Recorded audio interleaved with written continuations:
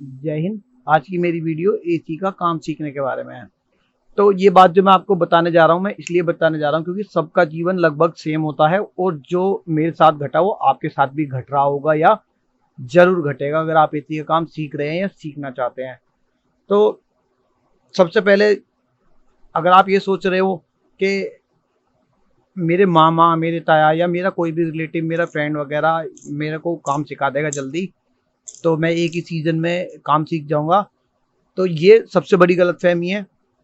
उसका रीज़न ये है कि आपका दोस्त, आपका चाचा, मामा, जो भी आपका रिलेटिव है, अगर आपको काम सिखाएगा तो उसके काम की स्पीड स्लो हो जाएगी, जिससे उसकी इनकम कम होएगी।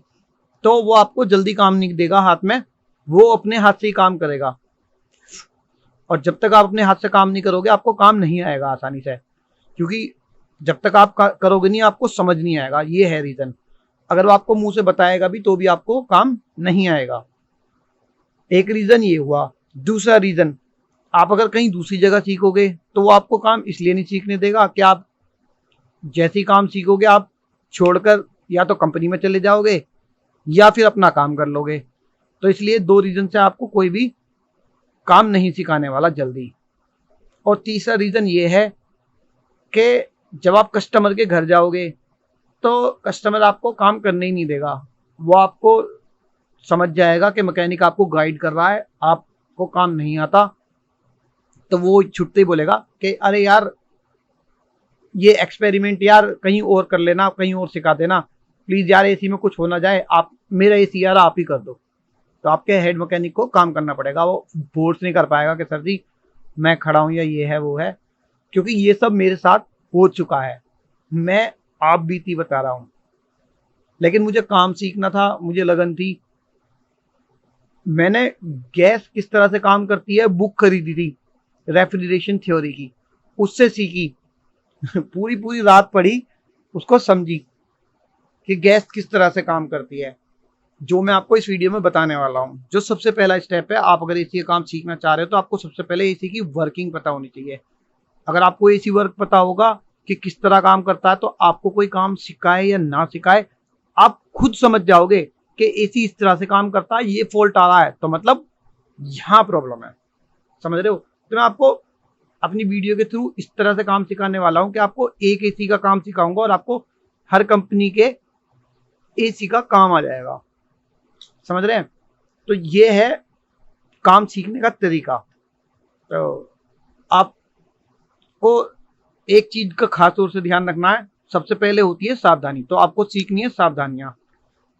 तो अगली वीडियो में आपको बताऊंगा कि एसी का काम करते वक्त आपको क्या क्या सावधानी रखनी है। और सीजन ऑफ आ चुका है, जैसे कि अब आपको एसी का काम कहीं सीखने के लिए नहीं मिलने वाला है, पर आप एक एसी खरीदना मेरे कहने पर, जब मैं अपनी अगली वीडियो में आपको बताऊंगा कि आप एसी खरीद लीजिए।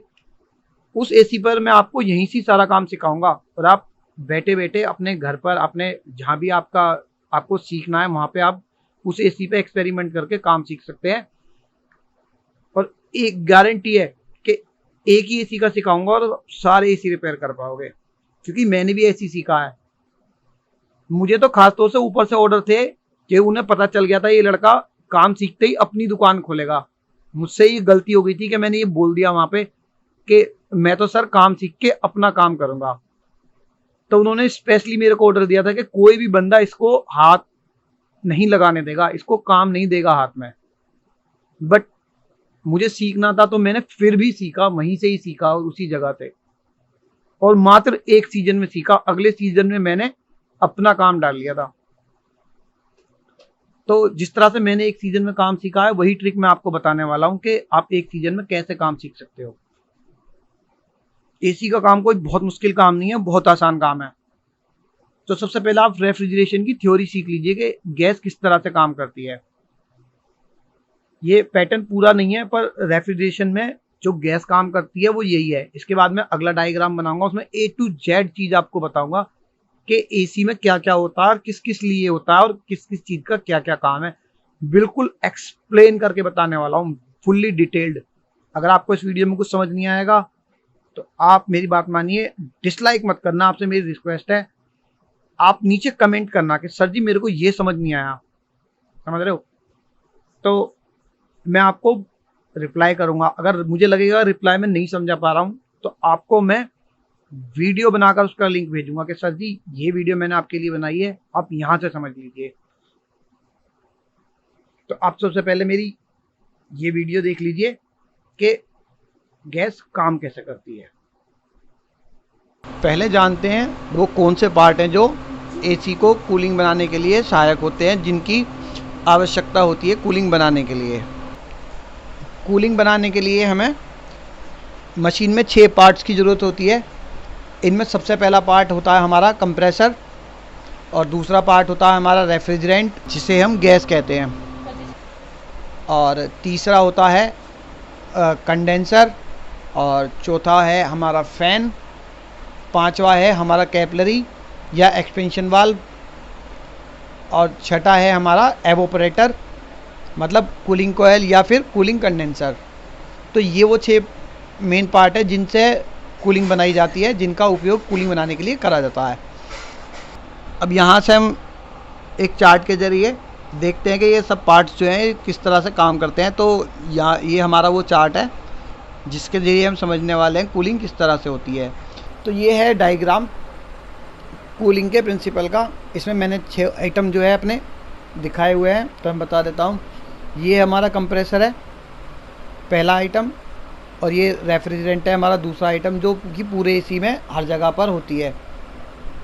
जितने भी पाइप एसी के अंदर लगे हैं सबके अंदर ये गैस जो है घूम रही होती है। उसके बाद तीसरा पार्ट है हमारा कंडेंसर, ये हमारा कंडेंसर है ये। और उसके बाद चौथा था हमारा फ़ैन। फ़ैन डबल साइडेड होता है या दोनों तरफ लगाना पड़ता है, तो ये हो गया फ़ैन। और पांचवा है हमारा कैपिलरी, और छठा है हमारा एवोपरेटर जिसे लोग कूलिंग कोयल और कंडेंसर भी कहते हैं, कूलिंग कंडेंसर। तो ये 6 आइटम मिलकर ही जो है हमारा कूलिंग बनाते हैं। अब इनमें सबसे पहला जो वर्क शुरू होता है वो होता है कंप्रेसर से। जब कंप्रेसर हम शुरू करते हैं तो गैस को, जो रेफ्रिजरेंट है हमारा, उसको वो यहाँ कंडेंसर में कंप्रेस्ड कर देता है, जिससे कि गैस कंडेंस्ड हो जाती है और हमारी जो गैस है वो लिक्विड में बदल जाती है। तो ये हुआ कंप्रेसर का काम, गैस को लिक्विड में बदलने में सहायता करना और गैस का साइकिल करना। इसके बाद हमारा काम करता है कंडेंसर। कंडेंसर में गैस कंडेंस्ड होएगी, लिक्विड बनेगी, और उसकी हीट निकालने का काम जो है ये कंडेंसर करेगा। और इसकी हीट निकालने में जो है हमारा फ़ैन जो है ये मदद करेगा। बाहर से एयर खींचेगा यहाँ से और कंडेंसर के बीच से इधर निकाल देगा, जिससे कि क्या है, गैस का जो टेम्परेचर है वो कम हो जाएगा। उसके बाद जब गैस लिक्विड में बदल जाएगी, यहाँ पर हमारे पास गैस होगी लिक्विड फॉर्म में, और उसके बाद ये कैपिलरी से रिलीज़ होगी यहाँ पर। कैपिलरी क्या काम करेगी, जो कंडेंसर में गैस है, हाई प्रेशर्ड गैस जो है, उसको लो प्रेशर में कन्वर्ट करेगी, जिससे कि कूलिंग बनती है। रेफ्रिजरेंट की ये खास बात होती है कि जब वो हाई प्रेशर से लो प्रेशर में कन्वर्ट होता है तो ये कूलिंग जो है वो बना देता है, गैस जो कूलिंग बना देती है। तो कैपिलरी का एक काम ये भी है, जो कंडेंसर में गैस हाई प्रेशर होती है वो कैपिलरी के ही वजह से होती है, क्योंकि कैपिलरी का सुराग बहुत छोटा होता है। कंप्रेसर के ज़रिए जो कंडेंसर में गैस भेजी गई है वो कैपिलरी का साइज छोटे होने की वजह से पूरी तरह रिलीज़ नहीं होती, बहुत कम मात्रा में रिलीज़ होती है, जिससे कि क्या होता है, गैस पीछे कंडेंसर में ही इकट्ठी होती रहती है, जमा होती रहती है। क्योंकि कंप्रेसर गैस ज़्यादा मात्रा में भेजता है और कैपिलरी उसको बहुत कम मात्रा में रिलीज़ करती है, जिससे कि क्या होता है, वो कंडेंसर में कंप्रेस हो जाती है, कंडेंस्ड हो जाती है, मतलब हाई प्रेशर्ड हो जाती है। और इसको करने में जो है ये कैपिलरी ही मदद करती है, इसी वजह से वो लिक्विड में बदल जाती है। तो कैपिलरी का ये काम भी, जो कंप्रेसर का ये काम है लिक्विड बनाने वाला गैस को, ये कैपिलरी इसमें मदद करती है इस काम में। इसके बाद हमारा रेफ्रिजरेंट जो लिक्विड फॉर्म में है वो कैपिलरी से रिलीज़ होके फाइनली एवोपरेटर में पहुंचेगा, और जब वो एवोपरेटर में पहुंचेगा तो वो बहुत चिल्ड हो चुका होगा, जिससे क्या है, एवोपरेटर जो है हमारा वो बिल्कुल ठंडा हो जाएगा। जब गैस हमारी इसमें आ जाएगी और ये एवोपरेटर हमारा जो है ठंडा हो जाएगा। फिर हमारे फैन जो है यहाँ से वर्क शुरू करेगा। यहाँ से ये गर्म हवा को लेगा अंदर यहाँ और इस तरफ से डिस्चार्ज कर देगा उसको ठंडी करके। जो हवा की गर्मी है वो हमारे गैस में आ जाएगी, जिससे क्या होगा, जो हमारी गैस है वो लिक्विड की फॉर्म की बजाय अब वेपर में बदल जाएगी, मतलब भाप बन जाएगी, गैस बन जाएगी। अब वो लिक्विड नहीं रहेगी, जिससे कि क्या है, गैस का जो टेम्परेचर है वो बढ़ जाएगा, गैस गर्म हो जाएगी। लेकिन मैं बता दूं, गैस इतनी गर्म नहीं होगी जितना हम सोच रहे हैं, बट लेकिन उसका टेम्परेचर जो है वो चेंज हो जाएगा। रहेगी तो वो ठंडी ही, बट लेकिन उसे हीटेड फॉर्म मान लेते हैं गैस की, क्योंकि उसमें क्या होता है, वो वेपर में बदल चुकी होती है, इसलिए उसको गर्म मान लेते हैं। क्योंकि ये जो गैस है काफ़ी माइनस, मतलब बहुत ठंडे मौसम में भी जो है ये वेपर का रूप ले लेती है, इसलिए उसको गर्म गैस मान लेते हैं। वही गैस जो वेपर फॉर्म है यहाँ से होते हुए हमारे वापस कंप्रेसर में आ जाएगी। कंप्रेसर उसको सक कर लेगा और वापस से डिस्चार्ज कर देगा कंडेंसर के लिए।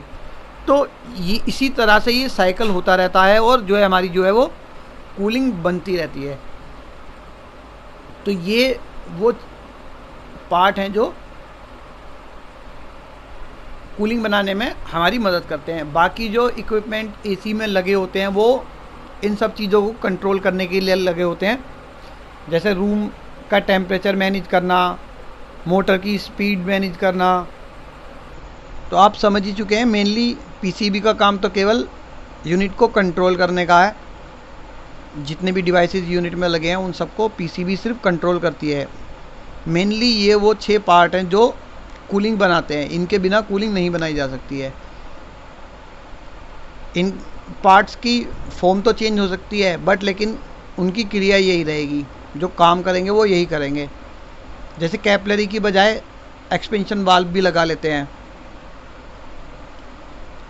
उसमें भी कूलिंग बन जाती है। एक्सपेंशन वाल्व में क्या होता है कि बस उसका साइज़ घटता बढ़ता रहता है ज़रूरत के अनुसार।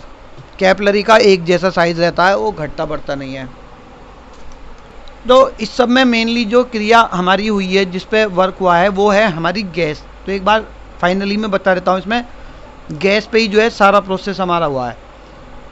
कंप्रेसर ने गैस को कंप्रेस करा, मतलब जो है वो हमारा गैस को कंप्रेस्ड होने से है, जिससे कि वो लिक्विड में बदल सके। ठीक।